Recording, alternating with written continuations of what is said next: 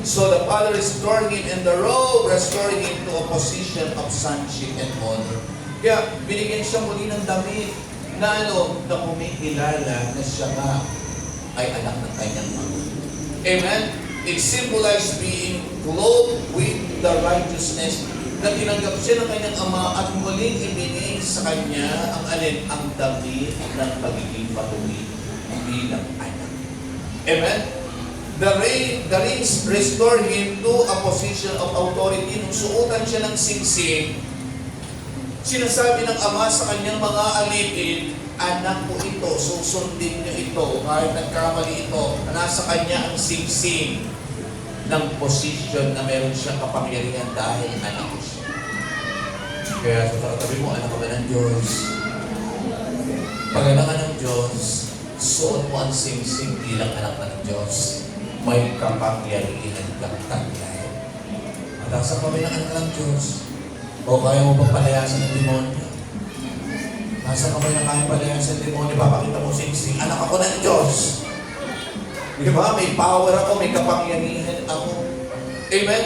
Ano ba mga kapatid? The Son was now to represent the Father of His kingdom. Siya ang magre-represent sa kaharian at tahanan ng kanyang ama na siya nga ang anak.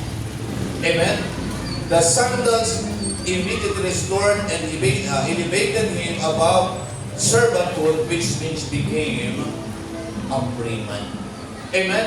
Nung suotan siya ng panyapa, kasi nakatapak lang siya, sinuotan ulit siya ng panyapa, at anong ibig sabihin ng magagawa ng lahat na gusto mong gawin sa akin, kaharian sa aking tahanan, malaya ka dito.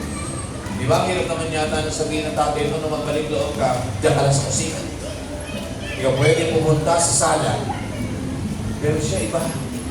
Kahit nagkamali, nagkasala na, kung ano ang buhay mo dati dito, yun muli ang pinalikan mong buhay. Malaya ka. Amen ba? So, mga kapatid, the celebration pictures reconciliation full of acceptance. Kaya alam niyo po yung celebration? Kaya nung sabi ng Panginoon, libo-libong anghel ang nagpipiyesta sa langit pag may isang makasalanan tayong napanumbalik. Bakit? This is a symbol of celebration. Amen? Ano sabi ng Ama? Namatay ang aking anak, ngunit muli nabuhay. Amen? So the Father proclaimed His Son a new life. Kaya kailangan po tayo lahat. Once na isinubo na natin ang sarili natin sa Panginoon, nagkakaroon tayo ng isang bagong buhay. Tapos ang kaman ay sinubo na ang sarili sa Diyos. Isa lang ang ibig sabihin niya, mayroon ka ng isang bagong buhay. Amen ba? Kaya nung sabi sa John chapter 5 verse 24, sinasabi ko sa inyo, ang nakikinig sa aking salita at nananalig sa sinugo sa akin, o sinugo sa akin ay may buhay na walang hanggan, hindi siya hahatulan ko din inilipat sa buhay mula sa kamatayan. Amen? Tatanggapin natin ang gantimpala ng buhay na walang hanggan. Gusto niyo po ba makarating sa langit? Tapos ang kami na gusto makarating sa langit, mga anong oras ang gusto niyo? Amen? Ano yung mga kapatid? Yun ang reward ni Lord sa atin. Dahil pag hindi tayo nagbalik loob at nagpasakop sa Diyos, impyerno ang pupuntahan natin. Pag tayo nanatili pa rin sa mga mali natin ginagawa sa buhay natin, impyerno ang pupuntahan natin. Kaya sa katabi mo, hindi ka nilikha pang impyerno. Nilikha ka ni Lord para sa langit. Amen mo ba? O, dahil sa kamay, ulit ang gusto makarating sa langit. Kaya ang buhay natin dapat araw-araw ay papuntang langit, hindi papuntang impyerno. Amen mo ba? Kaya nang sabi sa huli, He was lost and it's found. Amen ba? Siya'y nawala, ngunit muli nasumpungan. Kaya sa ating pagbabalik loob sa Panginoon, Ama ang Anghel ay nag-bless sa langit. Nawa mga kapatid, ano man ang mangyari sa ating buhay, huwag tayong lalayo sa Diyos. Huwag natin siyang iiwanan. Amen? Mataas ang kamay na ano man ang mangyari, hindi lalayo sa Diyos. Pati pag nakay Lord ka, nandun lahat ang pangailangan. Pag nandun ka sa tanganan ng aming Panginoon, lahat ng mithiin mo sa buhay mo ay makakamtan. Amen?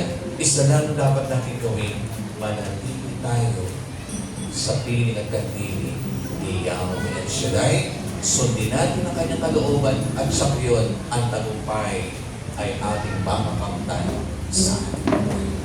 Pinatunan ba kayo? Magsitay tayo lahat, mga kapatid. Taas natin ang ating kamay sa Panginoon. At sabihin natin, Lord, wala naman po talagang nalilihim sa inyo. Alam niyo po ang buhay ko. Alam niyo po ang mga ginagawa kong hindi tama at hindi naayos yung kalooban. Subalit sa oras na ito, ako po yung papakumbaba. Lumalapit po ako sa inyo. Isinusuko ko po, Panginoon, ang aking sarili. At ako po'y nanunumbalik sa inyo. Tulungan niyo po ako. Bigyan mo po muli ako ng bagong bihis bilang tunay na anak mo. At dalahin ko po, Panginoon, na ako yung samahan, gabayan, upang hindi na po umawalay sa inyo at patuloy kong manatili sa iyong paghahari at patuloy na ang kalooban mo ang maganap sa amin.